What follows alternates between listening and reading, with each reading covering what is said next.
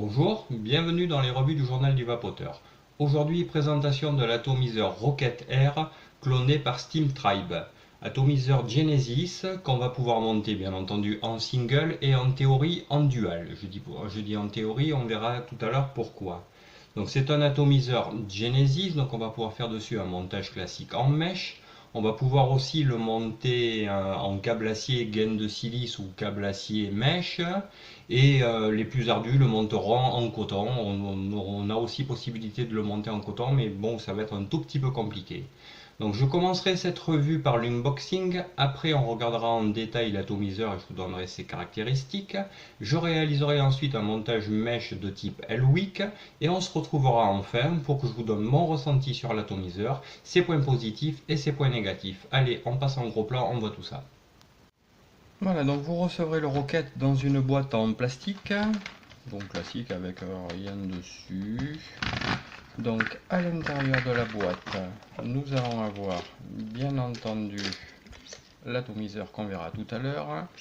Nous allons avoir une deuxième chambre d'atomisation pour faire le fameux dual coil. Voilà, donc on voit ici les deux trous d'airflow et on voit qu'ici on a une chambre très ouverte. On va avoir, que je l'attrape, un Pyrex de remplacement, Pyrex assez épais, voilà, qui est exactement le même que le Pyrex monté sur l'atomiseur, et une poche de spare. Alors dans la poche, nous allons avoir une clé BTR, BTR Allen quoi, pour le pôle négatif. Il va y avoir, on va avoir quoi? On va avoir des vis de pôle négatif, il y en a deux. On va avoir aussi un isolateur de pôle positif, la deuxième vis BTR pour le pôle négatif. On va avoir trois joints de remplacement, voilà, joints qui sont pas de trop mauvaise qualité, et ils ont mis une magnifique feuille de mèche, voilà l'état de la du mèche, donc tout plié, tout froissé et tout, donc ça je m'en servirai pas. Voilà, donc on a fait le tour des spares, maintenant on va regarder l'atomiseur. Voici donc le Rocket Air. Donc il est réalisé en inox 304, donc il va faire un diamètre de 22 mm, il va faire une hauteur de 37 mm sans le drip tip et une hauteur de 45 mm avec le drip tip. Un poids de 62 grammes et une contenance d'un tout petit peu plus de 2 ml. Bon, on va commencer à le démonter. Donc, on va avoir un drip tip 510 en inox maintenu avec deux joints toriques. On a une ouverture assez large, je l'ai mesuré, elle fait à peu près 8 mm. Après, voilà, un drip tip classique. Donc, les joints tiennent bien. Après, on va avoir la chambre d'atomisation du single. Donc là, on voit donc, s'il veut me faire une mise au point, donc ici on a un airflow qui fait 1 mm, donc on a vraiment un tirage très serré. C'est une pièce d'inox 304, elle est vraiment jolie quoi, hein. Ici l'emplacement pour le drip tip 510, et on voit à l'intérieur donc la chambre d'atomisation est vraiment ultra réduite. Voilà, il a rien de particulier. Après, donc on va retrouver le plateau, et c'est là donc que je vais vous expliquer pourquoi je disais du dual en théorie. Donc on va avoir ici la vis pour le pôle négatif. On va avoir ici un Wicol qui fait à peu près 2,7-2,8 mm. Ici on va avoir le pôle positif en fait, qui va venir se dévisser ici. Voilà, donc on viendra passer le fil entre cette partie qui va se démonter, je la démonterai tout à l'heure, et ici. Et on a ici une deuxième vis de pôle négatif, mais on n'a pas le trou. Et en plus, on n'a pas non plus de trou de remplissage. Donc voilà, donc on est sur un clone. C'est pas l'original, je vous rassure, hein, c'est un clone. Donc voilà, donc cet atomiseur, on ne pourra le monter qu'en single. Et en plus, on n'a pas de trou de remplissage. Donc moi, ce que je fais, j'enlève cette vis, que je vais vous enlever de suite. Et je m'en sers de trou de remplissage. Je la remets même pas quand l'atomiseur est rempli. J'ai fait des tests, ça, à part si on met l'atomiseur tête en bas pendant 2 minutes, ça va couler. Mais avec une utilisation normale, ça ne fuit pas. Donc pour démonter, on va venir ici dévisser cette première vis, on va pouvoir ici dévisser la deuxième vis. Voilà. Et là on va avoir donc qui va venir une tige filetée en laiton. On va avoir ici l'isolateur, donc c'est du plastique, c'est pas du pic, hein, c'est du plastique classique. Et de l'autre côté, dans le 510, ici on va avoir un autre isolateur en plastique qui est fileté pour que la tige filetée vienne se visser dessus. Donc on a possibilité de régler le 510, je vais le remonter de suite.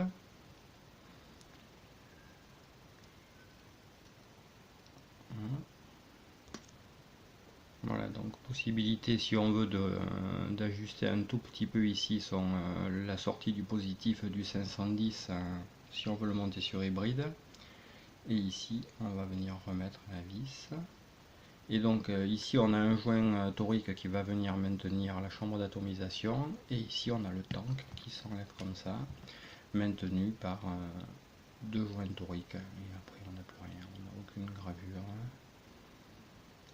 On n'a rien du tout. Voilà. Il va me faire une petite mise au point. Donc ben voilà, comme je vous dis, forcément montage en single uniquement. Mais bon après moi je l'ai monté, je l'ai essayé, ça fait une petite semaine que je vape dessus. En single il marche bien, donc moi ça me va. Mais bon après c'est vrai que il est vendu pour du dual et on se retrouve avec un ato en single. Voilà, bon mais écoutez, on va de suite passer au montage maintenant. Donc pour le montage, je vais faire mon coil sur un axe de 2,5 mm. Je vais prendre du Cantal de 28 gauge, du 0,32 mm. Je vais venir faire 3 spires et demi. Donc je vais prendre ma tige et venir donner 1, 2 et 3 spires. Voilà, on va venir les comprimer un petit peu. De toute manière, je rangerai mon coil après. Allez, on va venir tout bêtement le mettre.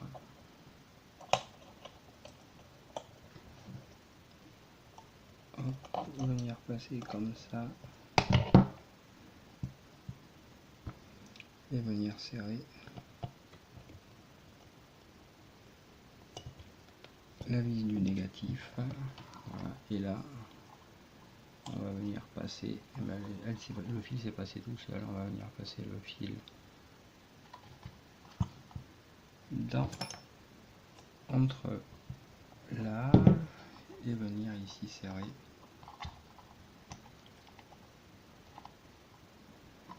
Voilà, c'était d'une petite pince.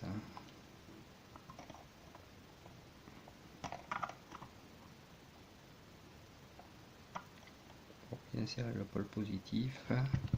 Voilà, de toute manière le coil je vais l'arranger après.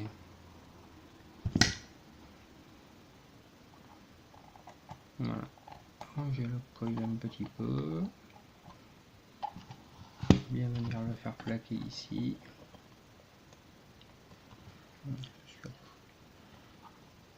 Voilà, donc là j'ai mon coil qui est pas trop mal. Ce que je vais faire, je vais enlever la tige et je vais prendre sa valeur.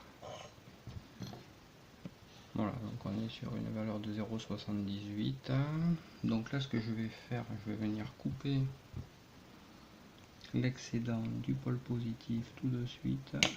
Je vais venir rabattre le petit bout le long du pôle positif.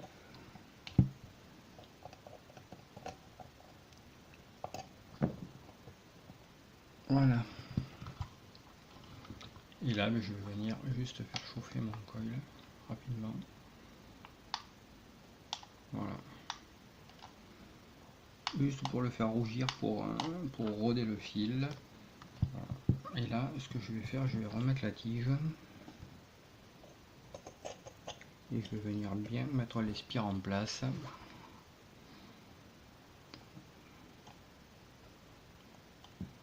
Je ne sais pas si on va me faire une mise au point. Ouais, il va avoir du mal à me faire une mise au point. Peut-être enlever la tige. Voilà. On a le coil, de toute manière on le verra mieux quand j'aurai passé le mèche dedans. Donc on est sur une valeur de 0,80. Voilà, donc maintenant on va pouvoir passer au mèche. Donc pour le mèche, je vous ai fait un magnifique dessin du Elwick. Donc en fait on va couper une bande de mèche qui va faire, je vous l'ai écrit, 28 mm de long. Elle va faire 25 mm de haut. Et on va venir faire ici une petite découpe de 8 mm de long et ici de 5 mm.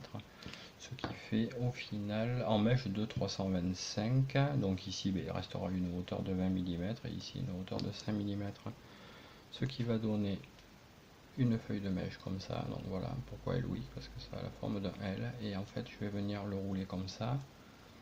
Sachant que si je vous le dessine ici, là ici on a les fibres qui sont comme ça, donc en fait je vais venir rouler mon mèche comme ça, rouler comme ça.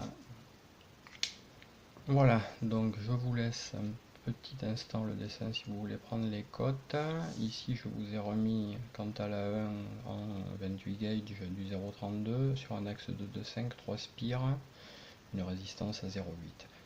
Voilà, donc là maintenant on va passer à l'oxydation du mèche. Donc très classiquement, je vais venir avec mon chalumeau, je vais venir oxyder mon mèche, oxyder bien partout, bien par les côtés,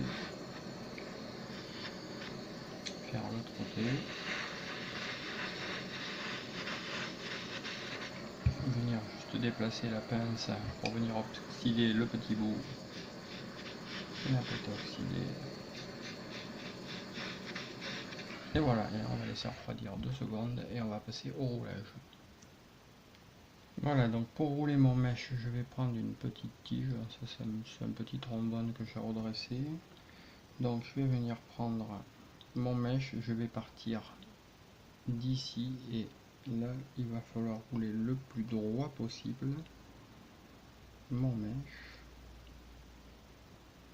Donc l'amorce c'est toujours la plus longue à faire, bien amorcer sur toute la longueur et le rouler.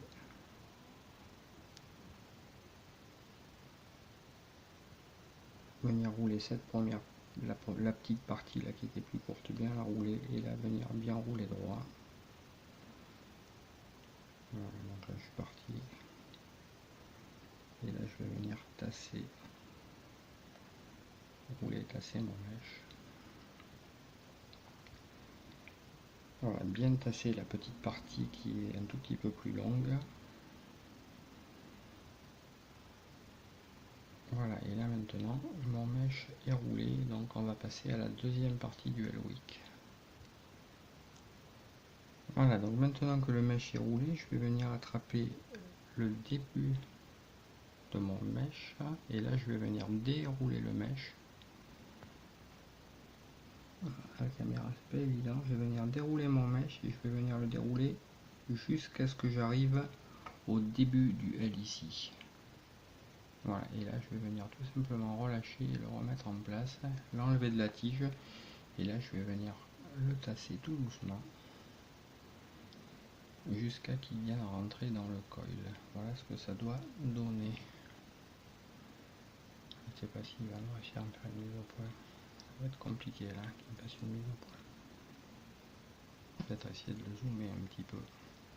Voilà, je l'ai zoomé un petit peu, donc on voit ici la première partie de la paille qui va jusqu'au fond et la deuxième partie qui est un tout petit peu plus grosse, et là donc on va venir tasser jusqu'à ce que ça rentre dans le coil. Voilà, donc là on va continuer à le tasser et là je dois pas être mal. Je commence à regarder s'il rentre dans le coil.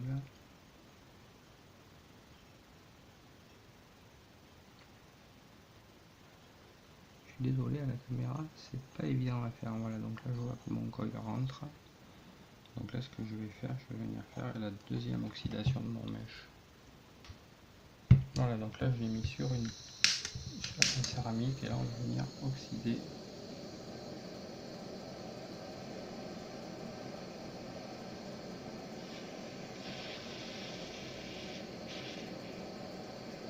Bien oxydé une deuxième fois.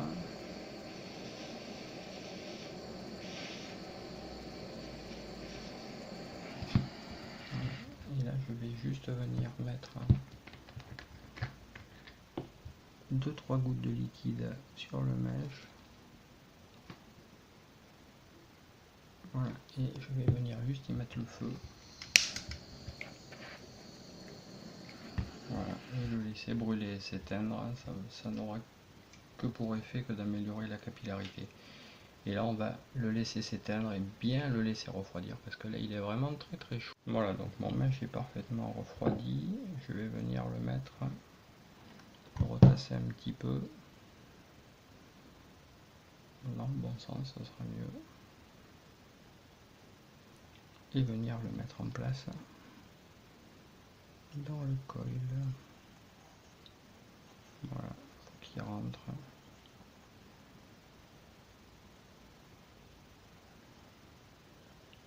Sans trop forcer. Voilà. Donc là j'ai mon mèche qui est en place. On voit ici qu'il est juste un tout petit peu au-dessus du bottom cap, donc c'est parfait. Et là au niveau de la hauteur on voit qu'il est juste au-dessus du pôle positif, c'est parfait aussi. Donc là je vais venir répartir mes spires.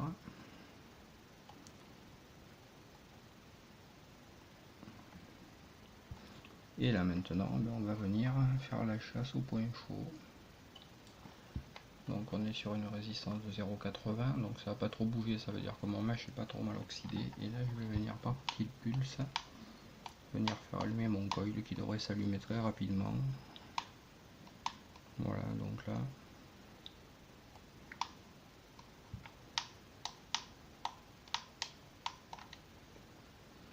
juste arranger les spires pour qu'elles soient bien réparties à égale distance pour répartir la chauffe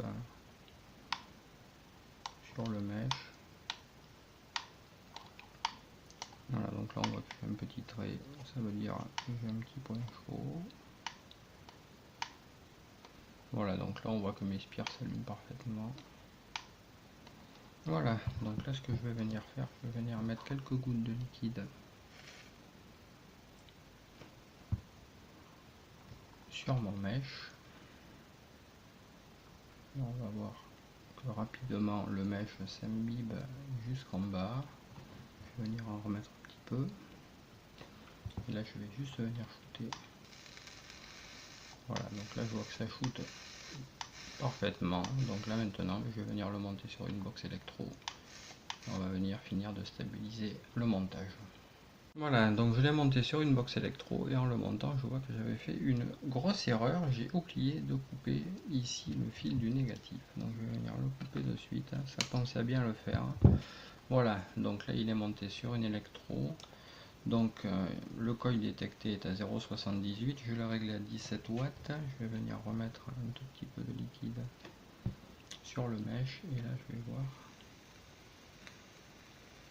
Et là je vois que ça shoot parfaitement. Donc là je peux considérer que mon montage est bon. Donc je vais juste venir remettre le temps, car je vous conseille de graisser les joints parce qu'ils sont relativement durs. Voilà, donc remettre le tank en place. Et là on va venir, donc ce que j'ai fait, moi j'ai enlevé, je vous ai dit, la deuxième vis. Moi parce que je suis en train d'essuyer. Et là on va venir remplir.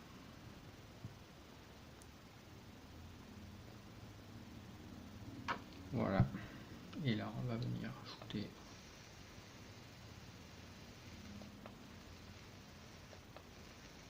Et là je vais pouvoir monter ma puissance, je vais pouvoir monter à 19 watts.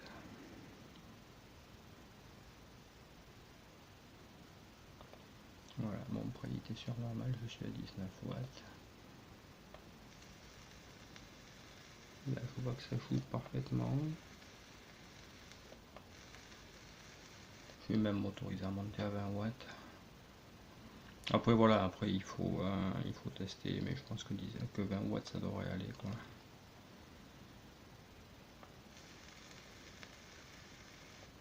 Voilà, mais écoutez, je remets la chambre d'atomisation et on se retrouve sur un plan plus large. Je vous donne mon ressenti sur l'atomiseur, ses points positifs et ses points négatifs. Voilà, donc on revient sur un plan plus large. Donc le Rocket est monté, donc je suis bien à 20 watts, mon coil est toujours à 0,78.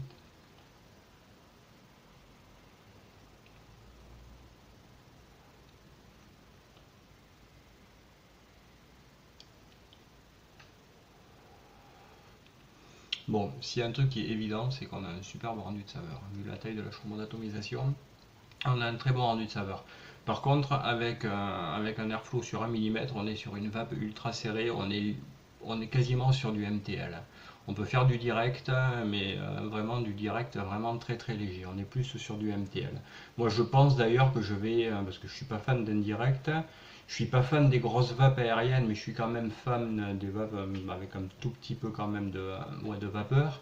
Donc je pense que rapidement je vais agrandir l'airflow, je vais le passer, je vais essayer le monter petit à petit, monter un 4 ou un 6 pour avoir quand même un tout petit peu plus de production de vapeur. Mais par contre, niveau rendu de saveur, il est vraiment très très bien.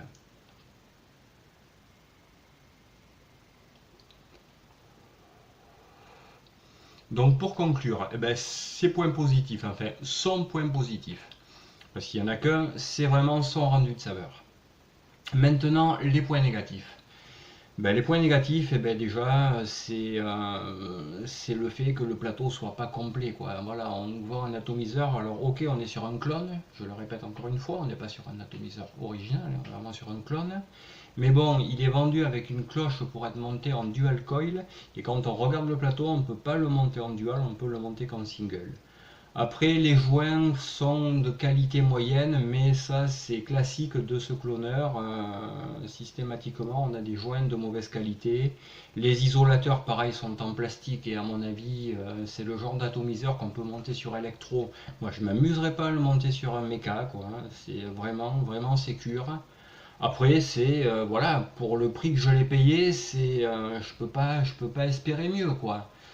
Euh, voilà, enfin pour moi, ça reste quand même, niveau rendu de saveur, un bon atomiseur. Je ne conseillerais pas son achat, de par les problèmes qu'il y a tant au niveau des joints qu'au niveau du plateau.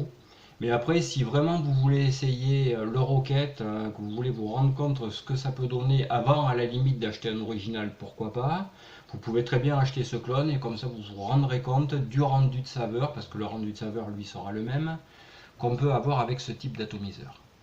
Voilà, j'espère que cette revue vous aura intéressé. Pardon. Je vous invite à vous abonner aux revues du Journal du Vapoteur où vous trouvez comme ça des revues de matériel, des revues de liquide et des tutos de montage. Je vous souhaite une bonne journée et une bonne vape. Au revoir.